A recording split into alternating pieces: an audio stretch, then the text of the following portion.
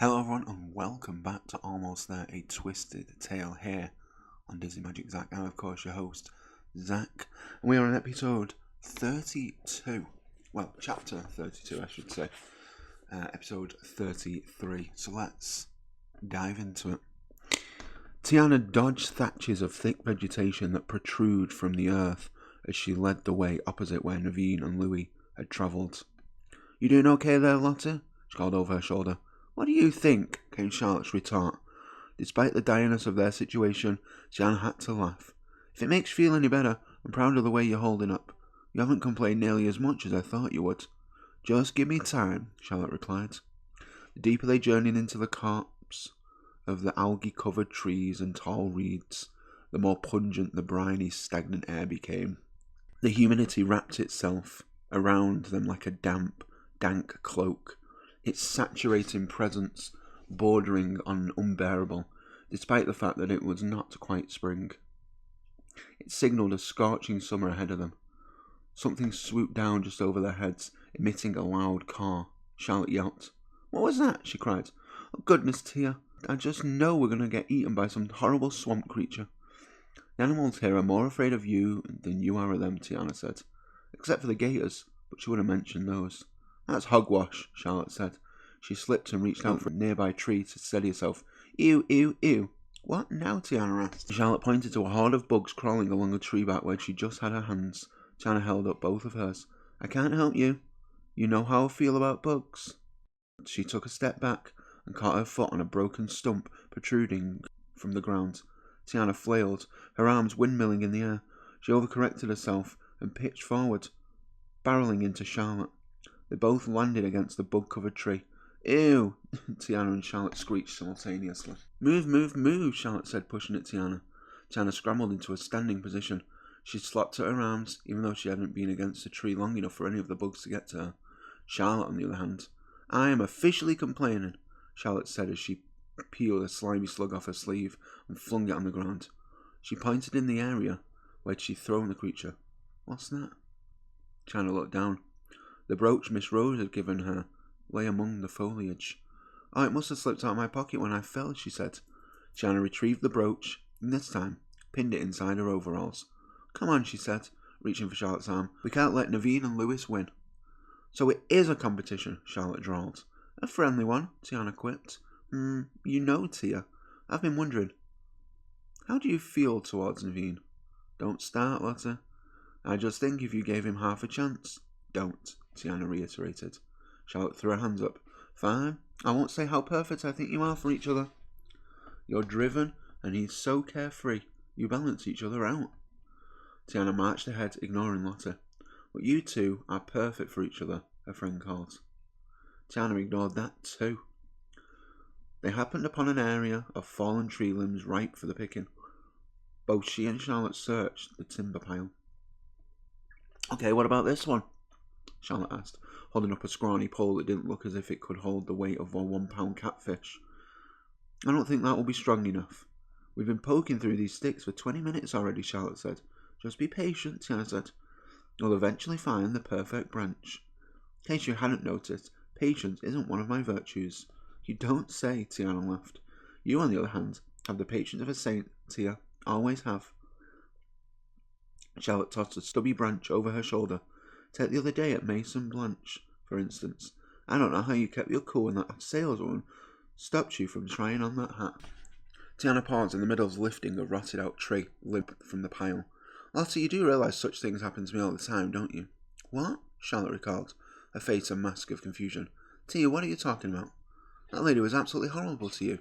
You're saying she's been that way to you before? Why didn't you tell me? I would have suggested we go to another store." "It wouldn't have mattered," Tiana said as gently as possible. "It would have been the same way at any of those department stores. This was neither the time nor the place to have this conversation." Though in all honesty, Tiana wasn't sure when would be a good time to have this conversation. There were some things that were just better left unsaid, especially when dealing with her well-meaning but often oblivious friends. "Don't you worry about it," Tiana said. She turned her focus to a pile of reeds, twigs and tree limbs that had collected at the base of a nearby cypress tree. Despite the damp earth muffling the sound of Charlotte's footsteps, Tiana could hear the sucking sound of her feet.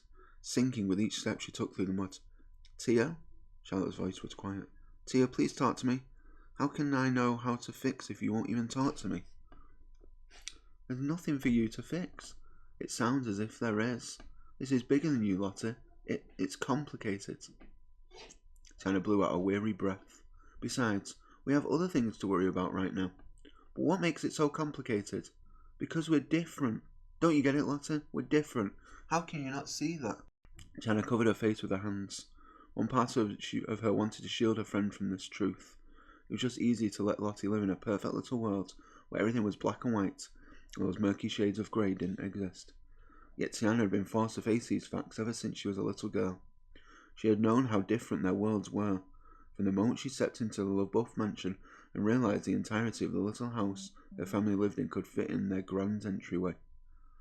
She'd known as if she'd watched her mother sew dress after dress for Charlotte, using the kind of soft, silky fabrics Tiana could only dream of wearing.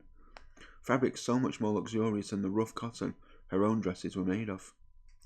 Those differences, the stark reality of existence she lived compared to Charlotte's, had been part of Tiana's life for as long as she could remember. Her mama had told her a long time ago it wasn't proper to mention the LaBeouf's money, but just because she couldn't talk about it, that didn't mean Tiana hadn't noticed. It hadn't occurred to her years later, when they were both in their teens, that Charlotte had never fully grasped that Tiana didn't have all the privileges she had. And here they were, both on the cusp of turning 20 years old, and Lottie still didn't seem to understand. "Even though we live in the same city, it's as if we come from two different worlds," Tiana told her now. "I don't know if you understand just how different our worlds are." "I'm not as naive as you assumed, Tia. I know Big Daddy's money allows me to live a charmed life. It's not just about the money, it's about everything, about our lives in general," Tiana said. "What happened at the department store is a perfect example. What happened at Mason Blanche was not right, and they will never get another red cent from me. I know it wasn't right, but I also know it's the way things are. It's the world I have to live in, Lotte." Several uncomfortable seconds ticked by before Tiana asked in a quiet voice, "Do you want to know how I got roped in with the Shadow Man?" "I have no idea why you'd ever get caught up with the likes of him," she answered. "It's because at first he offered to give me my restaurant," Tiana said. "I turned him down, but I was tempted, Lotte. I was tempted because I spent years working at Duke's Cafe and Cal's restaurant. I socked away every penny I earned. It was barely enough for the down payment on that old run-down sugar mill." "But you did buy your own restaurant. But look how long it took. And as grateful as I am that Daddy and I were able to afford the building in Treme, it still isn't the place I had my heart set on. Of course it's not as if the Fenner brothers would have sold it to me anyway," she continued with a sarcastic snort. "They've already decided that I wasn't fit to run a restaurant like that." "What gives them the right to decide what you can and can't do?" "It's done all the time," Tiana answered. "People assume I'm a maid because that's usually the only type of work a black woman can get in this town. It's the only type of work we've been allowed to do, save for those who have skills that can't be denied, like Mama. People are often surprised to hear that I'm a chef who owns her own restaurant." "Well, at least you've shown those Fenner brothers that you can run a restaurant, and I'm sure you'll eventually earn enough money to buy that building you really want." Tiana levelled her gaze at Charlotte. "How long have we known each other, Lotte?" "Well, Tia, we've been knowing each other since we were both in knee-highs." "And how long have I talked about opening a restaurant?" "For as long as I've known you," Charlotte said with a laugh. "All you ever talked about was making your own daddy's gumbo and selling it in your restaurant one day." She put her hand on Tiana's shoulder and squeezed it encouragingly. "That's why I'm so happy to see you finally getting that chance now. You made it happen." "Tell me something, Charlotte. In all that time, did you ever think to ask Mr. LaBeouf to help me?" Charlotte froze. Well, no. You're so proud, Tiana. You would never have taken charity from Big Daddy. You're right. I wouldn't have accepted charity from him. Would you ever wonder why it never crossed your mind to offer to help me, Lotte?" Tiana swallowed past the knot of disappointment clogging her throat. "Your daddy is the richest man in the city, and one of the most influential. There are more ways he could have had an impact than just with his money, like vouching for me with the Fenner brothers, or talking with the councilman about my venture, or even hiring me to cater his company parties." "Are you saying all this is my fault?" Charlotte asked. "Of course not," Tiana said. She hated feeling this way. She hated the sadness in Charlotte's eyes. In a way, she understood why it had never occurred to Charlotte to offer help. She'd had everything handed to her, sometimes on an actual silver platter. She was a product of her daddy's over-exuberant affection. If you lived your entire life never wanting for anything, why would you ever look at someone else's lot in life, compare yours to it? It just wasn't in her friend's nature. I'm not blaming you for anything, Lottie, Tiana said, but I need you to understand that the world sees us differently. Tiana shrugged her shoulders. It's not fair. It's the way things are. Charlotte glared at her, nodding slowly. Well, I say we start to change the way things are. I say we raise a ruckus until things change. She held her hand out to Tiana. Tiana paused, and took her hand and shook it. It wasn't easy as that, but it was a start. I say you've got yourself a deal, she sighed, but before we can change the world, we have to figure out how to get that boat out of those brambles. And look here, Tiana said, picking up a slim but sturdy-looking branch. I think we've found a winner. She started back towards the boat, but before she could take more than a couple steps, Charlotte grabbed her hand again, halting her progress. Tiana looked at their glassed hands and then up at her friend's face. The look in her eyes was so humble and full of understanding. Tiana wasn't sure she'd ever seen such a look from Charlotte in all the years she'd known her. I meant what I said. Her tone was earnest, heartfelt. I know that I can be selfish and stubborn, but I want to be a good friend to you. The best kind of friend, because that's the kind of friend you have always been to me. Oh, Lottie. Tiana dropped the branch and wrapped her arms round her. I'm glad you're here.